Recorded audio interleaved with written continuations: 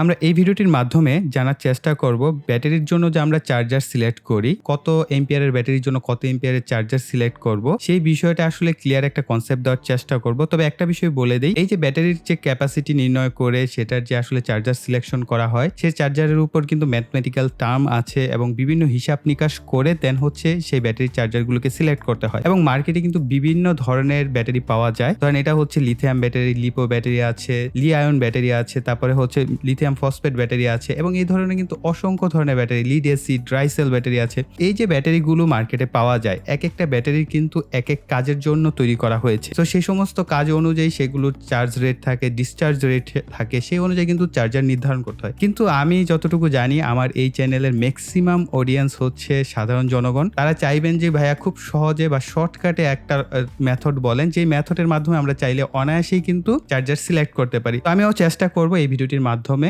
অল্প সময়ের মধ্যে শর্টকাটে আপনাদের এক আইডিয়া বা কনসেপ্ট শেয়ার করার জন্য। হ্যাঁ, এটা হয়তো বা সব ক্ষেত্রে 100% যে অ্যাকুরেট হবে তা কিন্তু না। তবে আপনারা এই মেথডটার মাধ্যমে আমার মনে হয় যে আপনারা মোটামুটি ব্যাটারি সিলেকশনের যে সিস্টেমটা, সেটার একটা মেথড অনুযায়ী নিয়ে আসতে পারবেন, যে না খুব সহজে আপনি এই ব্যাটারিগুলোর জন্য একটা চার্জার সিলেক্ট করতে পারেন। শুধু যে আমরা এই ব্যাটারিগুলো বলবো না, আমি মোটামুটি কনসেপ্ট দেওয়ার চেষ্টা করব। লিথিয়াম, লিপো ব্যাটারি যেগুলো আছে এগুলোর জন্য এক ধরনের কনসেপ্ট, এবং পাশাপাশি একই মেথড অনুযায়ী আমরা লিড এসিড এবং ড্রাই-সেল বড় ব্যাটারিগুলোর জন্য যদি ব্যাটারির যে চার্জার সেটা নির্ধারণ করতে চান, সেটার একটা সহজ সমাধান দেওয়ার চেষ্টা করব। আর যেহেতু এই ধরনের ভিডিও ইউটিউবে তেমন একটা আপনারা পাবেন না, তার জন্য অবশ্যই প্রত্যেকে একটা করে ভিডিওতে লাইক দিয়ে দিবেন, তাহলে এটা আমাকে প্রচুর পরিমাণে উৎসাহ প্রদান করবে। অলরাইট, সো আমরা প্রথমেই আসি যে আমরা কিভাবে সিলেকশন করব। এটার জন্য আপনাদের সাথে খুব ছোট্ট একটা এক্সাম্পল দিব এবং প্র্যাকটিক্যাল এক্সাম্পল। শর্টকাট প্রসেস হচ্ছে, আমার হাতে যে ফোনটা দেখতে পাচ্ছেন এটা হচ্ছে স্যামসাং এর একটি button phone. So button phone নেওয়াটা সহজ হয়েছে। এগুলোর যে ব্যাটারিগুলো ব্যবহার করা হয় এগুলো লি আয়ন ব্যাটারি হয়ে থাকে, এবং লি আয়ন, লিথিয়াম ব্যাটারি মোটামুটি এগুলো চার্জিং প্রসেসটা অনেকটা কাছাকাছি হয়, এই কারণে আমি এই প্রসেসটা দেখানোর চেষ্টা করছি। তো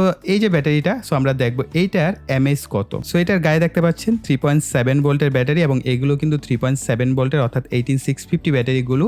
সো এই কারণে আসলে বোঝাতে সহজ হবে আমার জন্য। এটার এমএএইচটা হচ্ছে এর পিছনের দিকে লেখা রয়েছে। আপনারা এইখানটা যদি খেয়াল করে থাকেন তাহলে এখানে দেখানো হচ্ছে 1200 এমএএইচ। 1200 এমএএইচ কে আপনারা যদি 1000 দিয়ে ভাগ দেন তাহলে হচ্ছে 1.2 এম্পিয়ার হচ্ছে এতে রয়েছে, অর্থাৎ এম্পিয়ার হচ্ছে বড় মান আর এমএএইচ হচ্ছে ছোট মান। সো আমরা যখনই কিনা এই এমএএইচ কে এম্পিয়ারে কনভার্ট করতে চাইবো, তখন আমরা 1000 দিয়ে ভাগ দিলেই এম্পিয়ারটা পেয়ে যাব। অনেকে আমরা বলি না 1.2 এম্পিয়ার মানে হচ্ছে 1200 এমএএইচ। ওকে, সো 1200 এমএএইচ এর এই ব্যাটারির জন্য আমাদের এখন চার্জার যদি নির্ধারণ করতে হয়, দেখেন আমি এটা কেন দেখাচ্ছি, এরা তো স্যামসাং একটা অথরাইজড ব্র্যান্ড, এবং তারা কিন্তু অনেক হিসাব নিকাশ কষেই কিন্তু তারা এই মেথড অনুযায়ী তাদের এই ব্যাটারির জন্য তারা একটা চার্জার সিলেকশন করে দিয়েছে, এবং সেই চার্জারটা ব্যবহার করলে আপনার এই ব্যাটারিটা লং লাস্টিং যাবে। ঠিক আছে, সো আমরা দেখি এটা চার্জারে কত এমএএইচ দেওয়া আছে।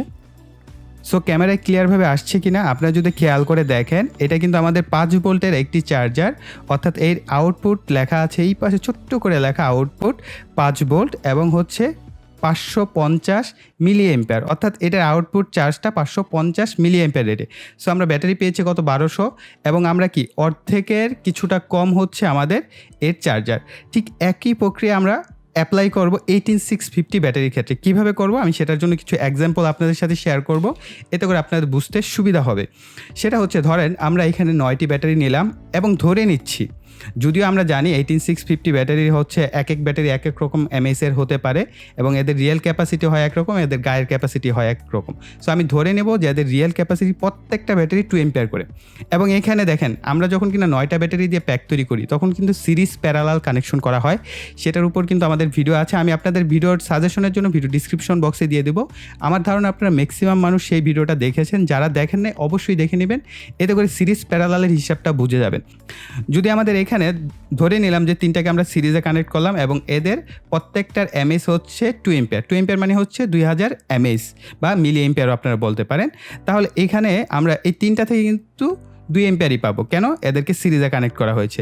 যখন আমরা এদেরকে সিরিজে কানেক্ট করব, প্রত্যেকটা থেকে 2 করে পাচ্ছি, এবং 3টা থেকে হচ্ছে অর্থাৎ 3 সারি থেকে আমরা পাচ্ছি 6 এম্পিয়ার। সো যখনই কিনা আমরা এখান থেকে 6 এম্পিয়ার পেয়েছি, তার মানে কি 6 এম্পিয়ারের অর্ধেকের কিছুটা কম, তার মানে আমরা 2 এম্পিয়ার যদি আমরা দিয়ে এই ব্যাটারি 9টা ব্যাটারিকে চার্জ দিই তাহলে মোটামুটি পারফেক্টভাবে চার্জ হবে। এখন প্রশ্ন করতে পারেন ভাইয়া তাহলে আমরা যদি বেশি এম্পিয়ার দিই তাহলে কি হবে?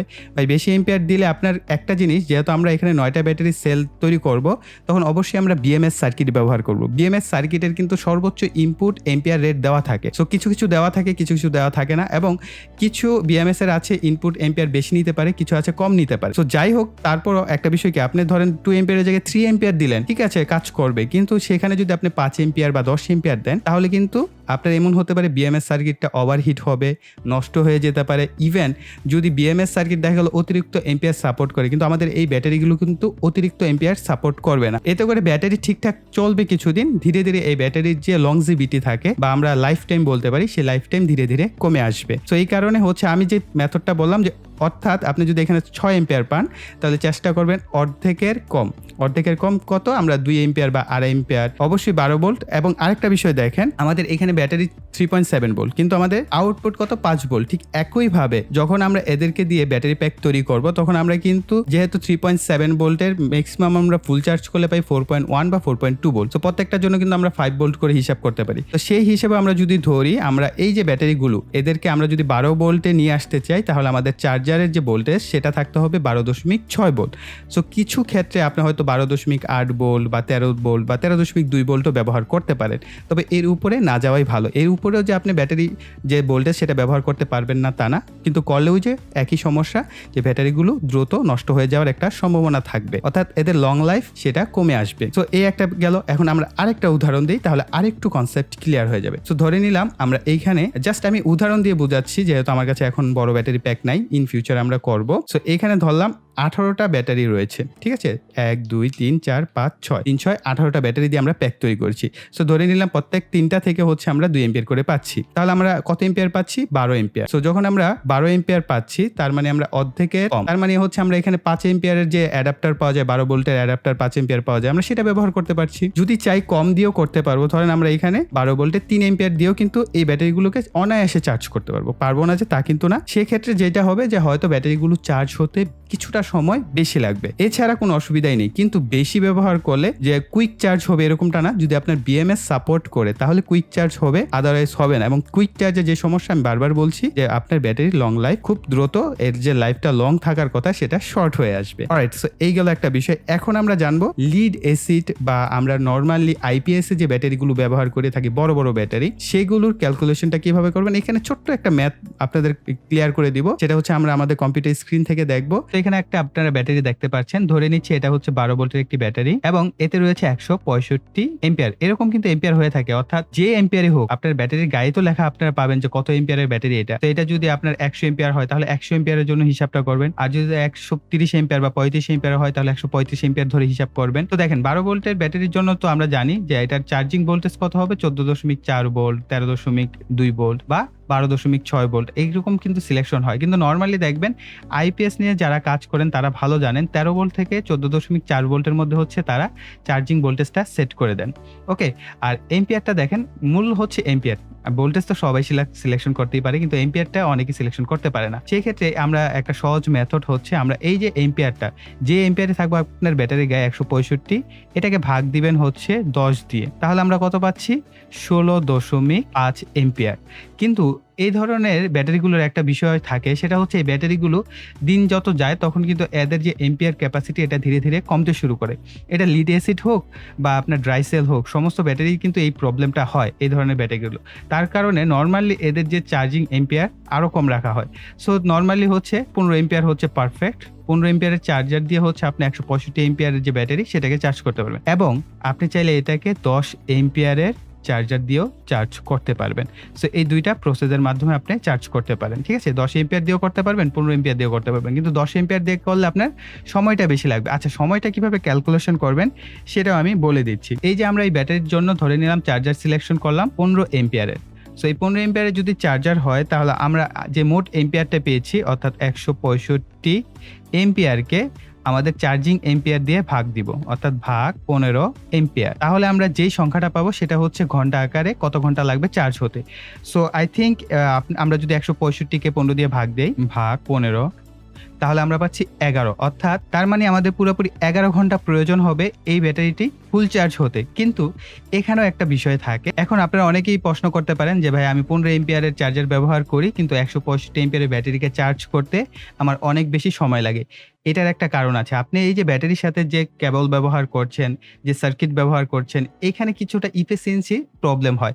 সো এই কারণে এর যে এফিসিয়েন্সি এটাকে ধরা হয় 85%, অর্থাৎ 15% আপনাকে এখান থেকে বাদ দিতে হবে। অর্থাৎ আপনার এই ব্যাটারিটা চার্জ হতে আরো আপনি এখানে 2 থেকে 3 ঘন্টা এড করে দিতে পারেন। অর্থাৎ আপনার মোটামুটি 13 থেকে 14 ঘন্টা প্রয়োজন হবে এই ব্যাটারিটাকে ফুল চার্জ করতে। সো আই থিংক আপনারা শর্টকাটে আমি চেষ্টা করলাম, যদিও আমি আইপিএস সেকশন নিয়ে এখনো ওইরকম প্র্যাকটিক্যালভাবে কাজ করিনি, বা আমি আপনাদের সাথে সহজভাবে বিষয়গুলো শেয়ার করার চেষ্টা করলাম। যদি ছোটখাটো কোনো ভুল ত্রুটি থাকে আমার অজান্তে হতেই পারে, সো সেটা ক্ষমাসুন্দর দৃষ্টিতে দেখবেন। সো আমি চেষ্টা করে যাচ্ছি প্রয়োজন অনুযায়ী ভিডিও করে যাওয়ার। সো তার জন্য অবশ্যই ভিডিওতে লাইক, কমেন্ট এবং শেয়ার করবেন। অবশ্যই ইনফরমেশন দিয়েও আমাকে সহযোগিতা করবেন। এতে আমার পরবর্তী ভিডিও করতে আপনাদের জন্য সুবিধা হবে। আর যারা এখন পর্যন্ত এই চ্যানেলটাকে সাবস্ক্রাইব করেননি, আমাদের এই চ্যানেলে ইন্টারেস্টিং অনেক প্র্যাকটিক্যাল ভিডিও আসে, তার জন্য অবশ্যই চ্যানেলটিকে সাবস্ক্রাইব করে পাশে বেল বাটনটি অ্যাক্টিভ করে দেবেন পরবর্তী ভিডিও নোটিফিকেশন পাওয়ার জন্য। সো এই বলে এখানে বিদায় নিব। সকলে ভালো থাকবেন, সুস্থ থাকবেন। টাটা।